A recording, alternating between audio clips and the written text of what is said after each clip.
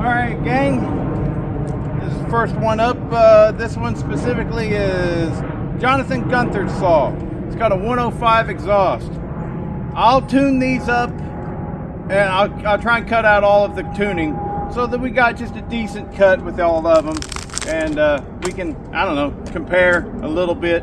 I think they're all going to run the same. They're all ported almost identically. We got 5 saws that we're going to test today, make sure they're running right. And this one's first up. I think I've already got this one fairly dialed in on the tune. Let's just see.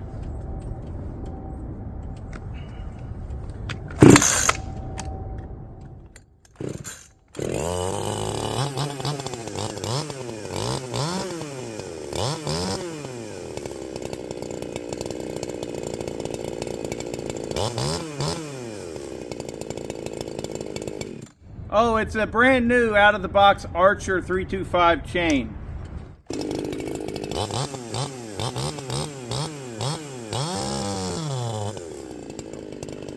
Okay guys, go easy on me.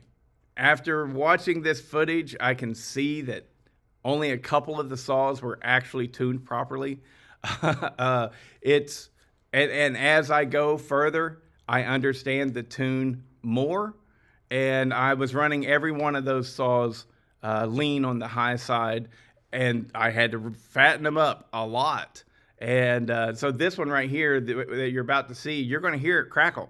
Crack, crack, crack, crackle. Well, these Echoes like to do a lean crackle, whereas I was thinking, yeah, it's a little bit rich, so we're good.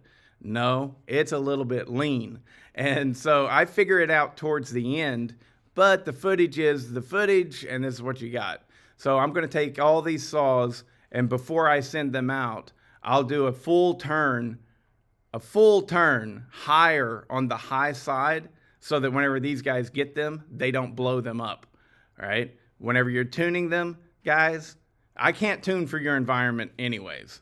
So whenever you're tuning them, what you do is you run them pig rich, and then in the cut, keep going down, reducing the high side until you get premium performance. And then once you get premium performance, what I like to do is a quarter of a turn, or maybe not quite, maybe an eighth of a turn richer. And that's where they'll run in their sweet spot and they'll last forever. But it's hard to do 5 saws all in one whack. And you're switching the bar over to the next one, the next one, the next one. And I don't have a very good ear for these Echoes anyways. But they all run good. None of them have an air leak.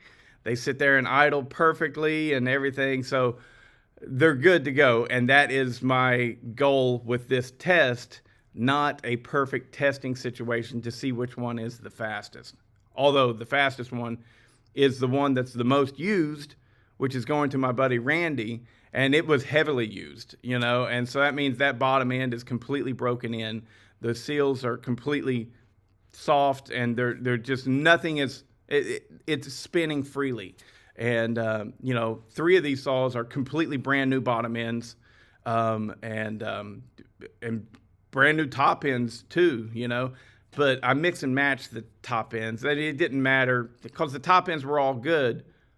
One of them burnt up and it got a new piston, but that top end didn't go. It went on a different saw. So, anyways, just go easy on me because I know that the differences in speed is likely because of trying to get used to that chain and how much I should be pushing on it, as well as the tune, and as well as some of them are completely bone fresh. Just like as fresh as you can be, whereas other ones are already broken in and ran. So, but they all run good, and I'm very confident sending them out. It's up to you guys to test or tune them on your own. So I can't tune for your environment.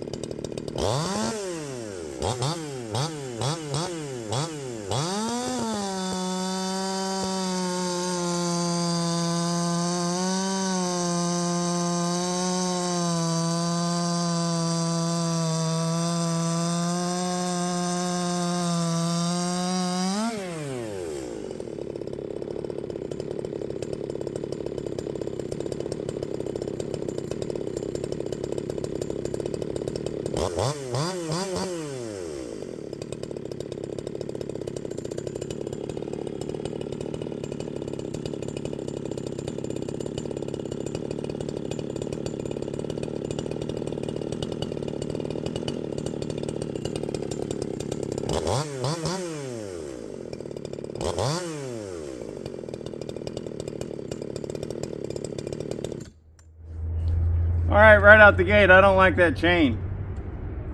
It ain't the worst thing in the world, but yeah. What's it gonna be like by the time I get to the 5th saw? You know what I mean? This one is going to Kyle.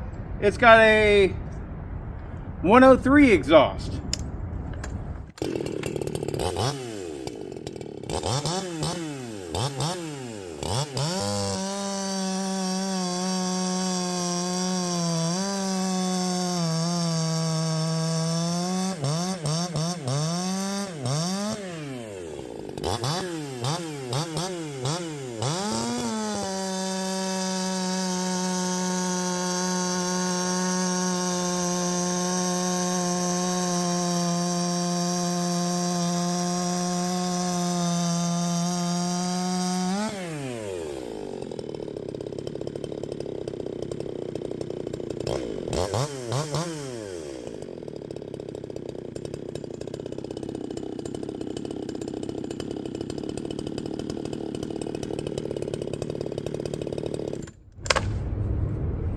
I'm definitely have to push a lot on that chain. It's just not biting, it's not grabbing, and it feels like it's dull.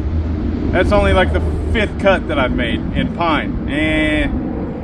I mean, it might be do better if I sharpened it up and everything, but we're in the test. We're sticking with this chain. Ran good. This one's at 104 on the exhaust. I can't remember your name. I didn't write it on the tag. But this is your saw. You're the 3rd guy that purchased one, so.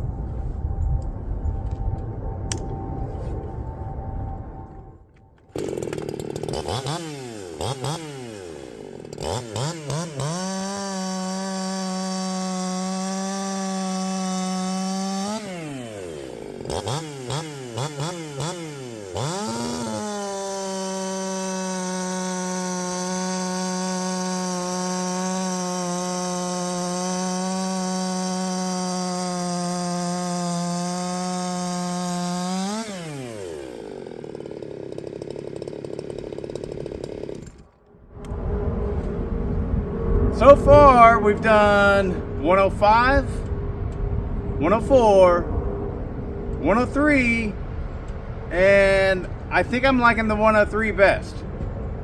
But, I mean, who knows? And I'm having to push so much on the chain, it's anybody's game. You know, I mean, there's human error, knots in the log maybe, you know, stuff like that. But now we're going to do my buddy Randy's. And Randy's, I believe I made his real close to 106 on the exhaust. But I didn't write it on there. I just wrote Randy's. So we'll see. Okay, so this is Randy's, and I do believe this is at 106 on the exhaust.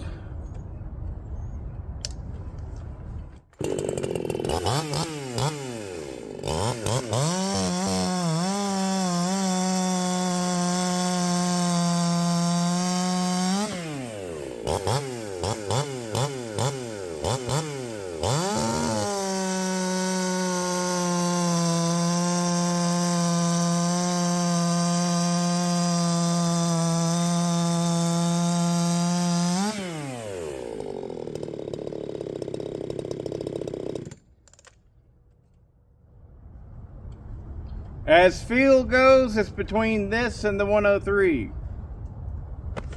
Now we're going to get something that's different. This is the one that the fella Troy, I believe that's his name, he wanted higher RPMs. I've never built one of these for higher RPMs. I did my best. We're going to see how it runs.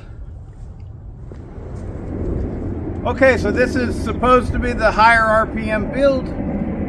This is somewhere between a 100 and 101 exhaust roof.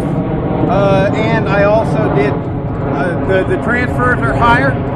All the other ones, the transfers are somewhere between 122 and 125. Okay, this one, the transfers are at 119. And I did a carburetor mod. I don't know if I mentioned that or not. So we'll see.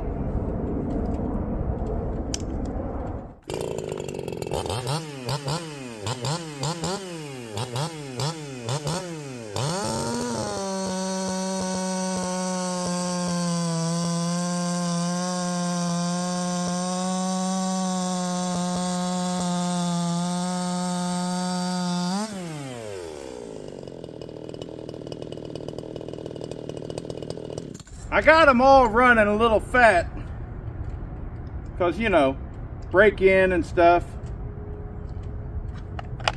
Let's see if we can get that 4-stroke to cut out.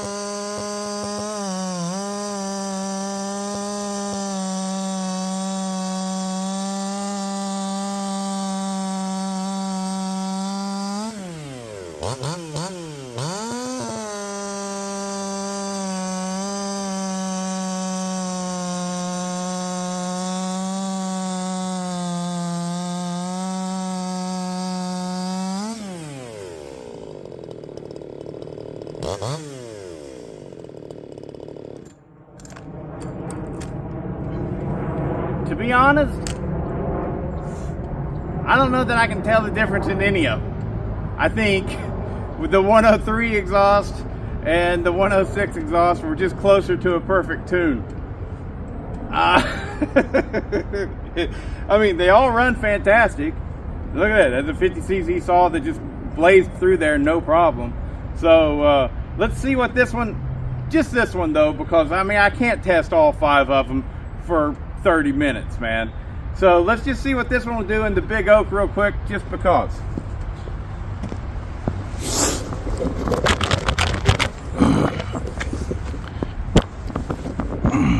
There we go.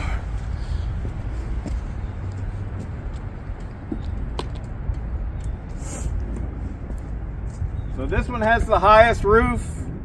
It's going to be buried in some real wood. Let's see how it performs.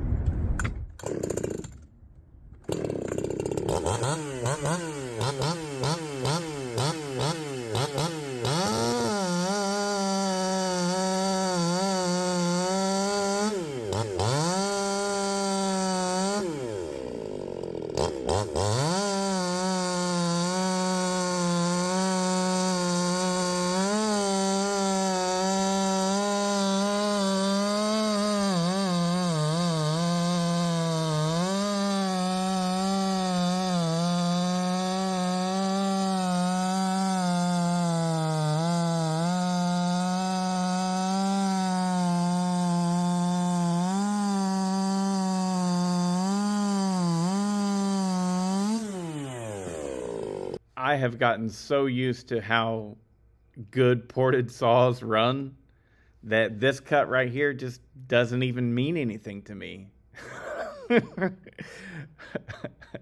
But I'm sitting here editing this right now, and the way that that saw with a 100 to 101 roof, 50cc saw is pulling in. I mean, it's got a 20-inch bar on it buried in that red oak, and that red oak's hard, and it's not an issue. like I said, I've been so used to running really strong saws right now that I don't even think anything is abnormal here. But yeah, I mean, it's running great. I don't know. I just wanted to put that in there. The way that I'm feeling right now, because I remember running those saws yesterday and they all ran great. And I was just like, yeah, I come to expect it. If that was a stock 4910, oh my God, come on. That same cut would have taken almost twice as long.